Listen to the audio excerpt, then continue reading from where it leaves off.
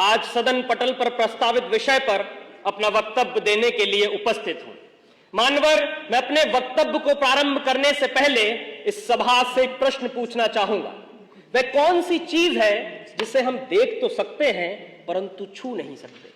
महोदय, यही प्रश्न सन 1947 से पहले कक्षा में किया गया था। उस समय विद्यार्थियों ने इसके अनेक उत्तर दिए। किसी ने कहा कि हम आकाश को देख तो सकते हैं परंतु छू नहीं सकते। किसी ने कहा हम सूरज को देख तो सकते हैं परंतु छू नहीं सकते। लेकिन उसी कक्षा के बाहर खड़े होकर पढ़ने वाला एक छात्र दबदबाई आंखों को लेकर खड़ा हुआ और पानी के भरे हुए घड़े की तरफ देखकर बोला, मैं प्यास से तड़प के मर भी रहा हूं, फिर भी मैं इस पानी के घड़े को देख सकता हूं, छू नहीं सकता, क्योंकि मैं एक अछूत जाति का हूं और वो अछूत जाति का विद्यार्थी कोई और नहीं बल्कि हमारे भारत के संविधान के निर्माता डॉक्टर बाबा साहेब भीमराव अंबेडकर जी थे।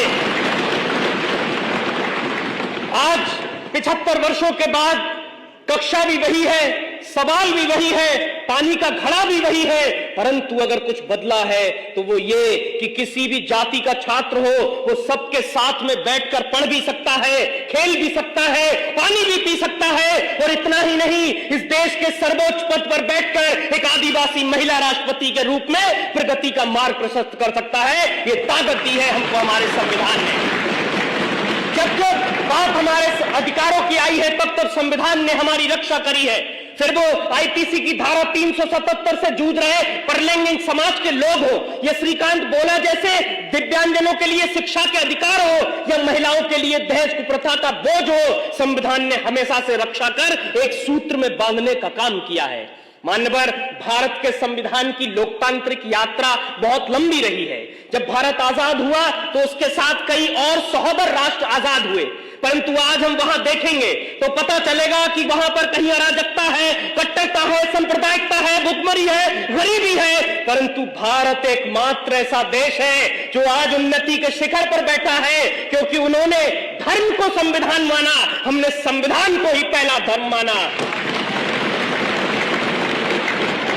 लंदन में मुस्कुराते हुए कवि चर्चिल ने कहा था कि ये देश आजाद हो भी जाए तो बहुत दिन तक टिकेगा नहीं, ये टूट कर बिखर जाएगा। अब मुझे लगता है नर्क में चर्चिल की आत्मा देख रही होगी तो सोच रही होगी क्या से क्या हो गए देखते देखते, क्योंकि आज का ये वही भारत है जो पूरी दुनिया में स्टार्टअप के क्षेत्र में तीसरे स्थान पर है। ये वही भारत है जो ओलंपिक के अंदर टोक्यो की धरती पर झंडा तिरंगा लहरा देता है।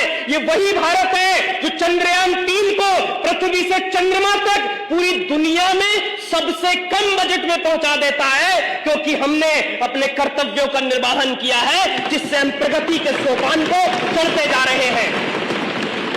और अगर इसी तरह से इस देश का प्रत्येक नागरिक अपने कर्तव्यों का निर्वहन करता रहा तो यकीन मानिए 2047 तक विकसित भारत का लक्ष्य एक सूक्ष्म मात्र होगा। इसीलिए अंत में मैं जाते जाते कहूंगा कि वर्तमान का गूगल हो, माइक्रोसॉफ्ट या पेप्सी को, इन सबको भी हमने दिए हैं अपने भारत के सीईओ।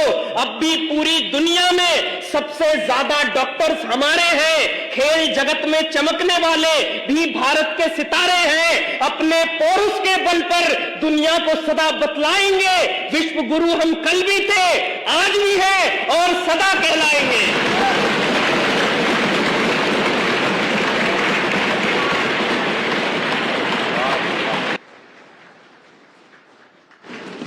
धन्यवाद धीरेन्द्र। अब मैं आमंत्रित करूंगा हमारी युवा संसद के विजेता बरेली से श्री धीरेन्द्र सिंह।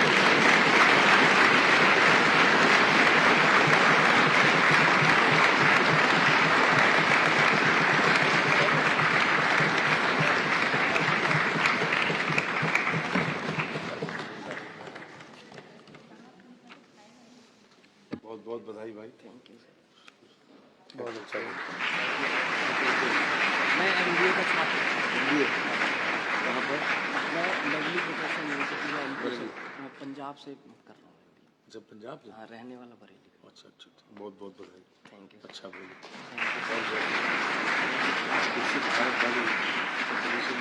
बिल्कुल बिल्कुल सर, आपका आशीर्वाद। बहुत अच्छा, शाबाश।